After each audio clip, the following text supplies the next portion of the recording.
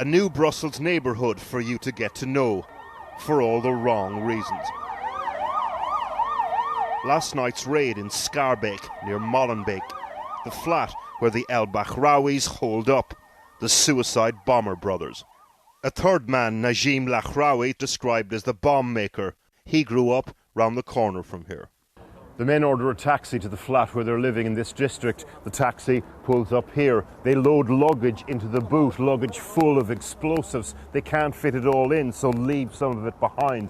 Then some of the most wanted men in Europe drive to the airport and wheel atrocity in on truck. Today we spoke to a friend of Lahraoui anonymously in Schaerbeek. They used to go clubbing together. He told us Lahraoui studied electrical mechanics. The expression he then uses, he slipped, got radicalised quickly, and over the last couple of years disappeared from the neighbourhood for long periods.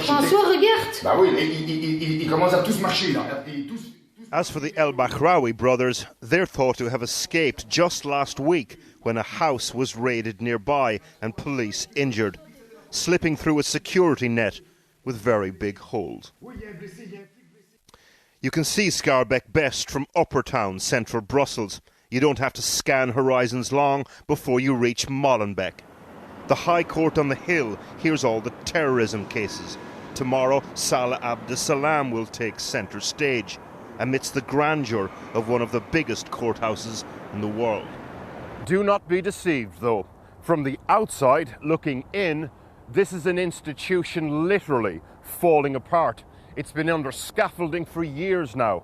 Hundreds of terrorism cases combined with budget cuts are grinding the system down. The infrastructure Belgium needs to deal with terrorism is currently a building site. More work in progress. Normal life in neighbourhoods like Molenbeek. Heightened security, not the only drama unfolding here. By the 70s, Molenbeek became the neighbourhood of choice for migrant labour, mainly from Morocco. People had families, put down roots, housing improved. But under the radar of authorities, a minority became radicalised. Were you like totally asleep on the job? Last year we spoke to the old socialist mayor of Molenbeek. He was replaced by a new centre-right mayor. She believes a more diverse population will break up the old single nationality networks here. I'm sure that it is one of the problems here in Molenbeek, that the community doesn't have enough diversity. Well, I see. But how do you change that? Well, it takes time to change, but... I mean, are you actively, as the mayor, trying to do that? Yes, of course. How? Of course. Because here, one of the problems we have here is that we have big families, large families, with a small apartment, and we have to try to invest for the for the new buildings. It's more complicated than just housing. She also talks up education and culture, things she says it takes a generation to achieve.